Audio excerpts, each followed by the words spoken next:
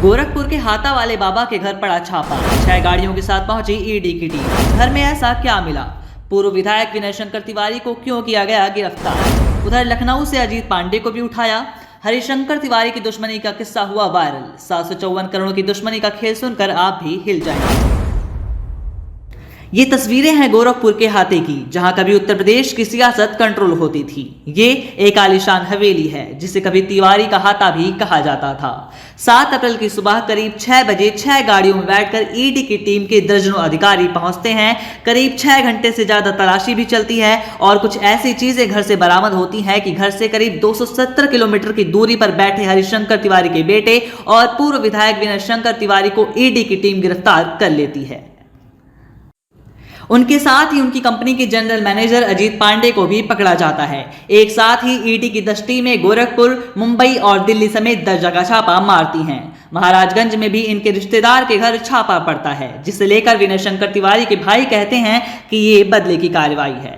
और social media पर तो सीएम योगी और हरिशंकर तिवारी की दुश्मनी का किस्सा भी वायरल होने लगा है। लेकिन इस पर आने से पहले जानते हैं कि आखिर ये मामला क्या है और घर से क्या मिला और ये क्या है 754 करोड़ वाला ये केस। गंगोत्री एंटरप्राइजेज नाम की एक कंपनी खोलकर विनय शंकर तिवारी ने अपनी पत्नी रीता तिवारी और मैनेजर अजीत कुमार पांडे के साथ मिलकर 7 बैंकों से 754 करोड़ की धोखाधड़ी की। यह भी पता चला कि कैश क्रेडिट लिमिट जो इन्हें मिली थी उसे धोखे से हड़प लिया गया। बैंक ऑफ इंडिया के नेतृत्व में 7 बैंकों को यह चूना लगा है, जिसके बाद सीबीआई ने पहले धोखाधड़ी का मामला दर्ज किया, फिर ईडी ने भी मनी लॉन्ड्रिंग का मुकदमा दर्ज किया।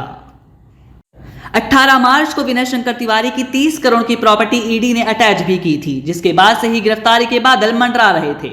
ऐसी खबर है कि इनके घर से कई दस्तावेज मिले हैं जिनमें हिसाब किताब का जिक्र है।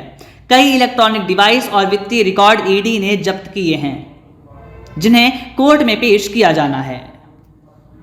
लेकिन यूपी की सियासत के बाहुबली कहे जाने वाले हरिशंकर तिवारी का परिवार ये मानने को तैयार ही नहीं है कि ये ईडी की भ्रष्टाचार के खिलाफ कार्रवाई है। जानकार बताते हैं कि हरिशंकर तिवारी की अवादत वीरेंद्र शाही के साथ रही, जिन्हें गोरखपुर मठ से आश्रय मिला था। साल 1997 में ही हरिशंकर तिवारी के ही चेले श्री प्रकाश शुक्ला ने शाही को दुनिया से रुखसत कर दिया। ये वो दौर था जब योगी आदित्यनाथ संसदीय सियासत की शुरुआत कर रहे थे। एक के बाद एक योगी आदित्यनाथ चुनाव जीतते गए। गोरखपुर में ठाकुरों का वर्चस्व भी बढ़ता गया और हरिशंकर तिवारी की हवा खराब होती रही। जब साल 2017 में योगी आदित्यनाथ प्रदेश के मुख्यमंत्री बने, तभी हरिशंकर तिवारी के परिवार ने मान लिया कि अब उनका तगड़ा हिसाब होने वाला है। जब योगी आदित्यनाथ सीएम बने तो तिवारी बाबा के हाथे में यूपी पुलिस ने भी छापा मारा। हालांकि यह भी चौंकाने वाली बात है कि हरिशंकर तिवारी पर दर्जनों केस दर्ज हुए, लेकिन सजा एक में भी नहीं हुई। मायावती से लेकर मुलायम की सरकार में वे मंत्री रहे।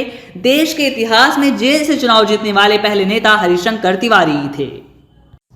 लेकिन इनके जाते ही परिवार अब नए केस में फंस गया है। इस कार्रवाई पर क्या है आपका कहना, हमें कमेंट करके जरूर बताएं।